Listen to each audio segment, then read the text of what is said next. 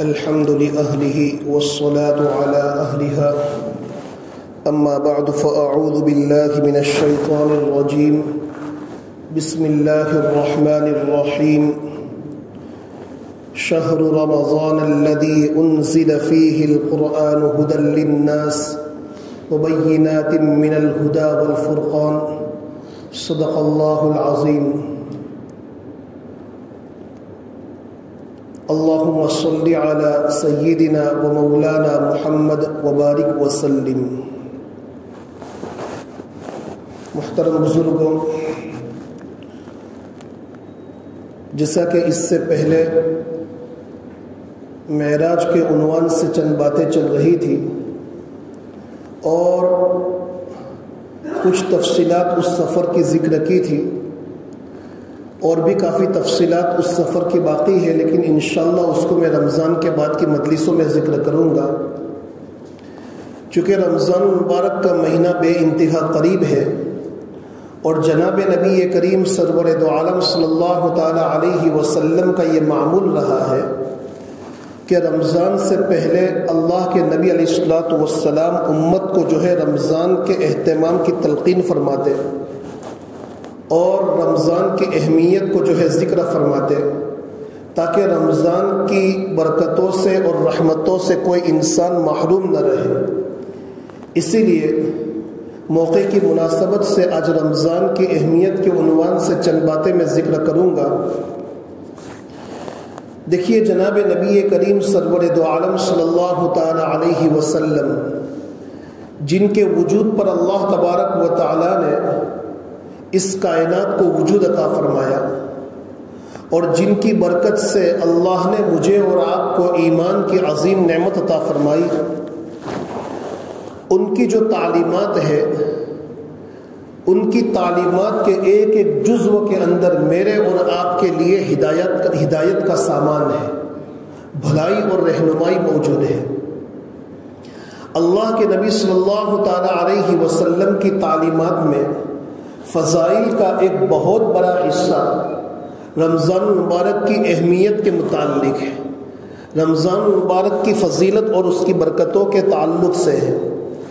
بہت مشہور روایت ہے، فضائل اعمال کے اندر بھی ہے، حضرت سلمان فارسی رضی اللہ تعالیٰ عنہ کی،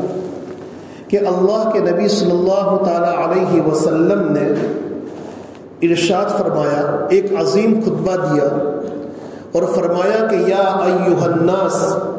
قد اظلکم شہر عظیم شہر مبارک۔ دیکھیے، اللہ کے نبی صلی اللہ تعالی علیہ وسلم کے مبارک الفاظ پر غور کیجیے، اس لیے کہ اللہ کے نبی صلی اللہ تعالی علیہ وسلم جب اپنی زبان سے کوئی بات ارشاد فرماتے ہیں تو وہ شریعت ہوتی ہے، اور اللہ کے نبی علیہ الصلوۃ والسلام جب اپنی لسان مبارک سے کوئی بات ارشاد فرماتے ہیں تو وہ اپنی خواہشات نفسانی سے نہیں کہتے، اپنے ارادے سے نہیں کہتے، بلکہ اللہ کی طرف سے ایک وحی ہوتی ہے جو ان کی طرف بھیجی جاتی ہے۔ گویا اللہ کے نبی علیہ الصلوۃ والسلام کی زبان مبارک سے نکلنے والی بات اللہ ہی کی بات ہوتی ہے، وما ينطق عن الهوى ان هو الا وحی یوحی۔ اب اللہ کے نبی علیہ الصلوۃ والسلام نے ارشاد فرمایا کہ اے لوگو، تم پر ایک مہینہ جو ہے سایہ کرنے والا ہے، ایک مہینہ آنے والا ہے، بہت مبارک مہینہ ہے، بڑی عظمتوں والا مہینہ ہے، شہر عظیم۔ اللہ کے نبی نے پہلا جملہ ارشاد فرمایا کہ شہر عظیم، بڑی عظمتوں والا، بڑے احترام والا مہینہ ہے۔ پھر فرمایا شہر مبارک، یہ مہینہ بہت مبارک ہے، اس کی ایک ایک گھڑی، ایک ایک لمحہ انتہائی مبارک ہے۔ دنیا کے اندر کسی چیز کو ہم مبارک کہہ دے وے اور بڑی عمدہ چیز کہہ دے وے، عظمت والی کہہ دے وے، احترام والی کہہ دے وے، اس سے وہ چیز عظمت والی نہیں ہو جاتی۔ لیکن جس چیز کو اللہ اور اس کے رسول صلی اللہ تعالی علیہ وسلم مبارک کہہ دے وے، اور جس کو اللہ اور اس کے رسول صلی اللہ تعالی علیہ وسلم عظمت والی چیز کہہ دے وے، تو سمجھ لو کہ وہ شریعت کی نگاہ میں بے انتہا عظمت والی چیز ہے، بے انتہا برکت والی چیز ہے۔ میری اور آپ کی رہنمائی کے لیے اور ترغیب کے لیے اللہ کے نبی علیہ الصلوۃ والسلام کا یہی جملہ کافی ہے کہ اللہ کے نبی کی زبان مبارک سے رمضان کے مہینے کی گھڑیوں کے متعلق، رمضان کے مہینوں کے لمحات کے متعلق اللہ کے نبی کی زبان مبارک سے نکلا کہ یہ گھڑیاں اور یہ لمحات، یہ قیمتی وقت، یہ بے انتہا مبارک ہے اور بے انتہا عظمت والا ہے۔ یہی فضیلت کافی ہے۔ اب جس کے دل میں اللہ کے نبی کی عظمت کا، اللہ کے نبی کی باتوں کا یقین ہوگا تو اس کے لیے یہی فضیلت بہت کافی ہے۔ بھائی کسی چیز کے متعلق دنیا کا کوئی انسان، کوئی بڑا انسان یہ کہہ دے کہ یہ چیز بہت عمدہ ہے تو انسان اس کے پیچھے لپکتا ہے، انسان اس کے پیچھے دوڑتا ہے۔ یہاں تو امام الانبیاء جناب محمد الرسول اللہ صلی اللہ تعالی علیہ وسلم نے کہہ دیا ہے۔ اب ایک مومن کا فریضہ یہ ہے کہ رمضان کی برکتوں سے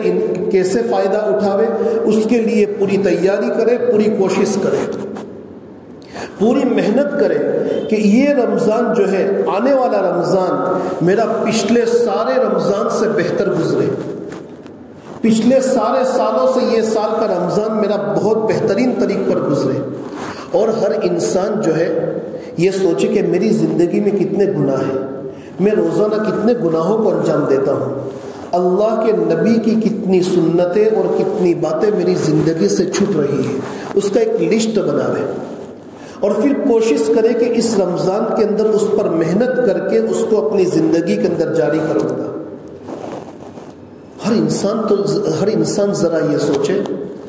کہ میری زندگی میں مجھے 35 رمضان نصیب ہوئے، 40 رمضان نصیب ہوئے، 45 رمضان نصیب ہوئے۔ ایک رمضان کی برکت یہ ہے کہ اگر کوئی انسان رمضان کے مہینے کی قدر کر لیتا ہے، اللہ اس کی مغفرت فرما دیتا ہے، گناہوں سے پاک اور صاف فرما دیتا ہے۔ ہماری زندگی کے کئی رمضان گزر جاوے لیکن ہماری زندگی میں جو ہے گناہ اور نافرمانی کے کام نہ چھٹے، نمازوں کا اہتمام ہماری زندگی کے اندر پیدا نہ ہو، تلاوت اور دعاؤں کا اہتمام ہماری زندگی کے اندر پیدا نہ ہو، تو پھر میرے بھائیوں یہ بہت سوچنے والی بات ہے، بلکہ خطرے کی گھنٹی ہے۔ اسی لیے اللہ نے ہمارے گناہ اور ہماری نافرمانیوں کے باوجود ایسا مبارک مہینہ ہمیں عطا فرمایا ہے۔ یہ اللہ کا ہم پر بڑا احسان ہے کہ جس مہینے کو پانے کے لیے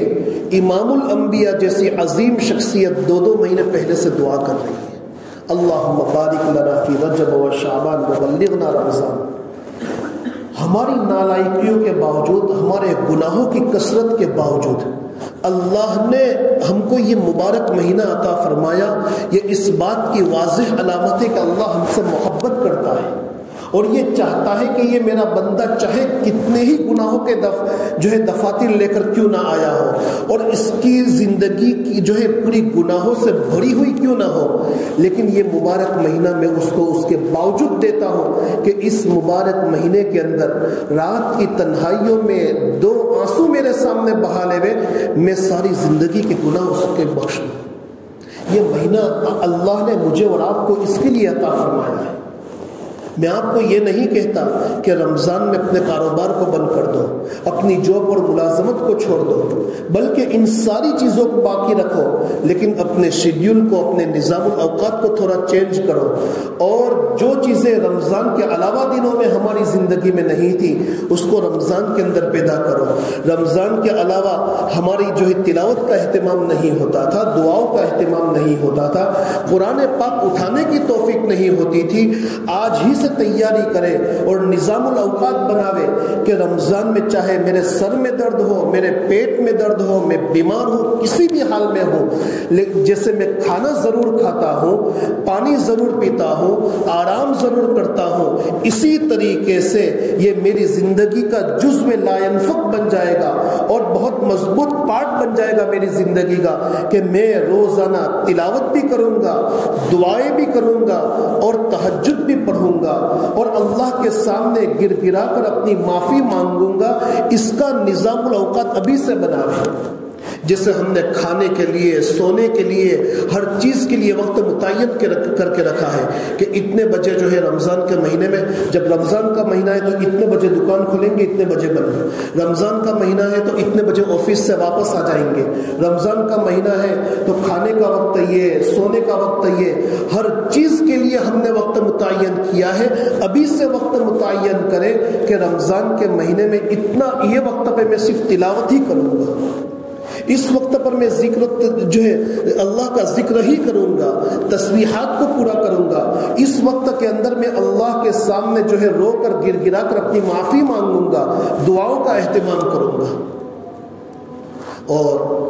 میرے بھائیو ذرا یہ تو سوچے کہ ہم نے لاسٹ ٹائم کب ہم نے قرآن اٹھایا تھا، کب ہم نے تلاوت کی تھی، ہم نے آخری مرتبہ کب اللہ کے سامنے رو کر دعائیں مانگی تھی، کب ہمیں دعا مانگنے کی توفیق ہوئی تھی؟ یہ رمضان کا مہینہ آ رہا ہے، یہ نیکیوں کا سیزن ہے، نیکیوں کے سیزن کے اندر اپنے آپ کو ابھی سے تیار کر لو۔ پیر ذوالفقار نقشبندی دامت برکاتہم نے ایک قیمتی بات لکھی ہے کہ جس کو اللہ کے سامنے ہاتھ اٹھانے کی توفیق نہیں ہوتی، سمجھ لو کہ اللہ اس سے ناراض ہو چکا ہے، اللہ اس سے ناراض ہو چکا ہے۔ ہم ذرا سوچے تو صحیح کہ کتنے دن ہماری زندگی کے گزر جاتے ہیں، ہم نے کبھی اہتمام کے ساتھ دعائیں تو کی ہو؟ دعا یہ عبادتوں کا مغز ہے۔ رات میں تہجد میں آپ تنہائی میں اٹھ جائیے، کوئی آپ کو دیکھنے والا نہ ہو، اللہ کے سامنے مانگیے۔ بہت سی مرتبہ دل و دماغ میں یہ خیال پیدا ہوتا ہے کہ جب میں اللہ کے سامنے مانگوں گا، میری زندگی تو گناہ سے بھری پڑی ہے، میرے اعمال ایسے ہیں، میری دعا کہاں سے قبول ہوگی؟ جب یہ خیال دل میں آئے تو بھی ہمیں دعاؤں کو نہیں چھوڑنا ہے، دعا ضرور قبول ہوگی، ضرور قبول ہوگی۔ ایک بزرگ فرماتے تھے کہ میں روزانہ بے انتہا دعاؤں کا اہتمام کرتا ہوں اور مجھے اس بات کی قطعاً فکر نہیں ہوتی کہ میری دعا قبول ہوگی کہ نہیں ہوگی۔ اگر میری دعا قبول نہیں بھی ہوگی تو مجھے کوئی پرواہ نہیں ہے۔ کیوں؟ اس لیے کہ اللہ نے دعا کے اندر دو پہلو رکھے ہیں۔ ایک پہلو تو جو ہے اللہ کے یہاں قبول ہو گئی تو ہمارا فائدہ ہی فائدہ ہے، اور اگر قبول نہیں ہوئی تو بھی اللہ نے دعا کو عبادت کا مغز قرار دیا ہے، عبادت ہے دعا۔ تو اگر میری آدھے گھنٹے کی دعا قبول نہیں ہوئی لیکن اس کے باوجود میرا آدھا گھنٹہ تو عبادت ہی میں گزرے گا، مانگنا خود ایک عبادت ہے۔ اور پھر جو دیکھو دعا مانگنے کی توفیق بھی ہو جاوے نا، یہ بھی اللہ کا احسان ہے۔ دعا مانگنے کی توفیق نہ ہونا یہ بھی اللہ کی طرف سے ایک سزا ہے۔ ہم یہ سمجھتے ہیں کہ اللہ کی طرف سے نافرمانیوں پر سزا یہ ہے کہ آسمان سے کوئی مصیبت آ جاوے، زمین پھٹ جاوے، زلزلہ آ جاوے، یہ تو ہے ہی اللہ کے عذاب۔ لیکن اللہ کا ایک عذاب یہ بھی ہے کہ ہمیں تلاوت کی توفیق نہ ہو، مہینوں کے مہینے گزر جاوے، قرآن اٹھانے کی توفیق نہ ہو، نمازوں کے اندر دل نہ لگے، نمازوں کی توفیق نہ ہو، سجدوں کے مزے ختم ہو جائے، اللہ کے سامنے ہاتھ پھیلانے کی، دعائیں مانگنے کی توفیق نہ ہو، یہ بھی میرے بھائیوں اللہ کی طرف سے ایک سزا ہے، یہ مصیبت ہے بہت بڑی۔ تو اگر ہمیں اللہ کے سامنے ہاتھ پھیلانے کی توفیق ہو جاتی ہے، دعائیں کرنے کی توفیق ہو جاتی ہے، تو سمجھ لو اللہ کا احسان ہے، اللہ نے توفیق دی۔ اور جس اللہ نے دعا مانگنے کی توفیق دی ہے وہ اللہ دعا ضرور قبول بھی کرے گا، وہ اللہ دعا ضرور قبول بھی کرے گا۔ اسی لیے اللہ تبارک و تعالیٰ جب توفیق دیتا ہے تو اللہ تعالیٰ قبول بھی فرماتا ہے۔ تو ہمیں مستقل طور پر رمضان کے اندر کم از کم جو ہے آدھے گھنٹے کا وقت صرف دعا کے لیے فارغ کر دینا چاہیے۔ آدھے گھنٹے کا وقت ہر نماز کے بعد یا تو 5 منٹ مانگ لو، یا تہجد کے وقت جب مانگنا شروع کرو گے نا، دیکھیے ایک بہت بنیادی بات بتلا رہا ہوں کہ جب رات کی تنہائیوں میں اللہ کے سامنے مانگنا شروع کرو گے تو اس وقت جو ہے دل یہ چاہے گا کہ سو جاؤں، دل یہ چاہے گا کہ کچھ ذکر کر لو، لیکن بیٹھا رہو، مانگنے میں ایک بوجھ محسوس ہوگا۔ لیکن جب آپ مانگنا شروع کرو گے اور مانگتے چلے جاؤ گے تو پھر اس کے بعد اللہ لذت پیدا کرے گا، دعاؤں میں لذت آئے گی۔ اب پھر اس کے بعد جی یہ چاہے گا کہ آدھا گھنٹہ تو کیا، ایک گھنٹہ گزر جاوے میں دعا سے ہاتھ نہیں چلا۔ اس لیے کہ رمضان میں اگرچہ شیاطین قید کر لیے جاتے ہیں لیکن انسان کے دو دشمن ہیں، نفس تو اس کے ساتھ لگا ہے، اور نفس اور شیطان جو انسان کے دو دشمن ہیں، اس میں سے سب سے بڑا دشمن انسان کا شیطان سے بھی بڑھ کر اس کا نفس ہے جو اس کے ساتھ لگا ہوا ہے۔ تو اس کا نفس یہ کہے گا کہ ابھی میں ایسے ہی پڑا رہوں، میں دعائیں نہ مانگوں، لیکن آپ ایک مرتبہ دل لگا کر دعائیں کرنا شروع کر دیجیے۔ جیسے ہی آگے بڑھیں گے پھر دعاؤں کے اندر لذت محسوس ہوگی، یقینی طور پر بڑا مزہ آئے گا،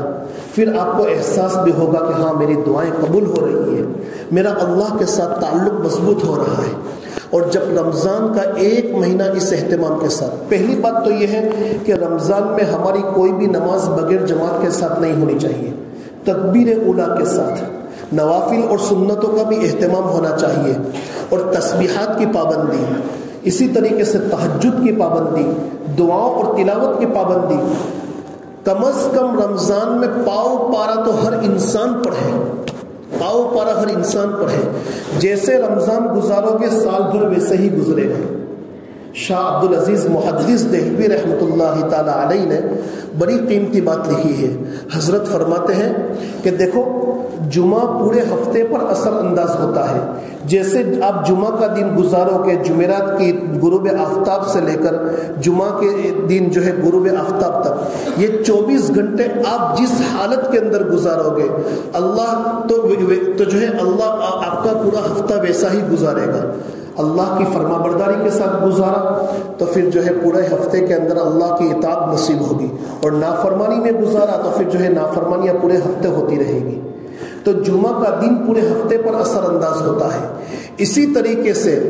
رمضان کا مہینہ پورے سال پر اثر انداز ہوتا ہے۔ جیسا رمضان گزارو گے ویسا ہی سال گزرے گا۔ اور حج جو ہے، حج یہ پوری زندگی پر اثر انداز ہوتا ہے۔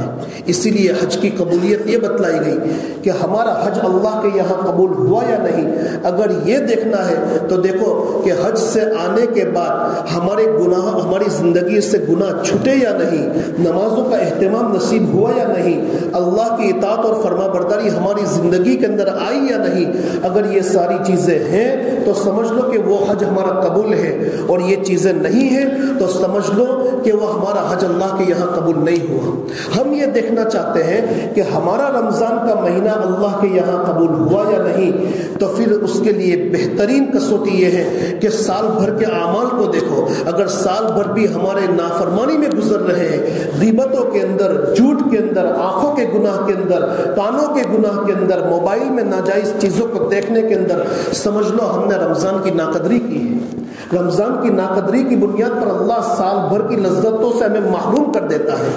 عبادت کی لذتیں ختم ہو جاتی ہیں۔ اگر ہم یہ چاہتے ہیں کہ ہمارے 11 مہینے اللہ کی اطاعت اور فرما برداری والے کاموں کے اندر گزرے، یہ رمضان کا مہینہ اللہ نے ہمیں عطا فرمایا ہے۔ ہمارے بدن کا ایک ایک عضو سالم ہے، اور پھر اللہ تبارک و تعالیٰ نے ہر طرح کی سہولتیں میسر کر دی ہے کہ ہمارے گھروں کے اندر اے سی ہے، ہمارے گھروں کے اندر پنکھے ہیں، مسجدوں کے اندر عمدہ قسم کے قالین اور عمدہ قسم کے اے سی ہیں، ہر جگہ اللہ نے سہولت دے دی ہے۔ کوئی انسان کے پاس عذر باقی نہیں ہے کہ سخت ترین گرمی کے روزے ہیں جو برداشت نہیں ہوتے، بلکہ جس اللہ نے روزے فرض کیے ہیں وہ اللہ روزہ رکھنے کی طاقت بھی عطا فرماتا ہے۔ اب میرے بھائیوں، اس رمضان کو اس کے باوجود ہم نے نافرمانیوں میں گزارا تو کل میدان قیامت میں اس کا جواب دینا پڑے گا۔ اور سب سے بڑی بات کہ اللہ کے نبی علیہ السلام کی ایک دیکھو، اس مہینے کے اندر اللہ تبارک و تعالیٰ نے گناہوں سے بچنے کے انتظام بھی ہمارے لیے کر دیے ہیں کہ اللہ کے نبی فرماتے ہیں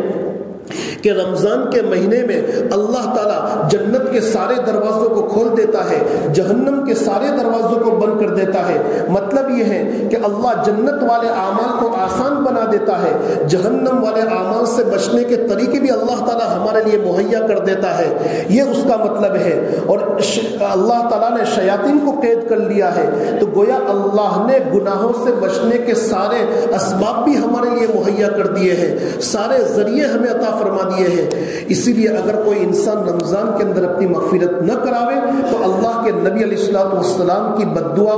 بڑی سخت ہے کہ اللہ کے نبی علیہ الصلوۃ والسلام نے ایک مرتبہ مسجد کے اندر، مسجد نبوی کے اندر منبر پر قدم رکھا، فرمایا آمین. اس طریقے سے 3 مرتبہ یہ عمل ہوا. نماز کے بعد جو ہے اللہ کے نبی علیہ الصلوۃ والسلام جب منبر سے اترے ہیں، صحابہ نے پوچھا کہ آج ہم نے کوئی نئی بات دیکھی کہ آپ نے ہر درجے پر قدم رکھتے ہوئے آمین فرمایا. تو اللہ کے نبی نے ارشاد فرمایا کہ جب میں نے پہلے زینے پر، پہلی سیڑھی پر قدم رکھا تو جبرائیل امین نے بد دعا کی کہ من ادرک رمضان فلم یغفر لہ، کہ جس نے رمضان کا مبارک مہینہ پایا اور اس کی مغفرت نہیں ہوئی تو اس پر میں نے تو وہ شخص ہلاک ہو جاوے، اس پر میں نے آمین کہا. دیکھو اللہ جبرائیل امین کی بد دعا ہی کیا کم تھی کہ اللہ کے نبی نے اپنی آمین کی مہر لگا دی. اسی لیے ہم یہ چاہتے ہیں کہ ہماری زندگی اچھے طریق پر گزرے، اس رمضان کو وصول کرنے کا اہتمام کرے تو ہمارے 11 مہینے تو کیا پوری زندگی اچھی گزرے گی. اللہ تعالیٰ اس مہینے کی برکتوں سے ہمیں خوب مالا مال فرماوے اور گناہوں سے بچنے کی توفیق مرحمت فرماوے، اور ہمارا یہ آنے والا رمضان پچھلے سارے رمضان کے مقابلے میں بے انتہا اچھا گزرے، عبادتوں کے ساتھ گزرے، اور اللہ اور اس کے رسول صلی اللہ تعالی علیہ وسلم کی رضامندی کے مطابق گزرے. وآخر دعوانا ان الحمد للہ رب العالمین.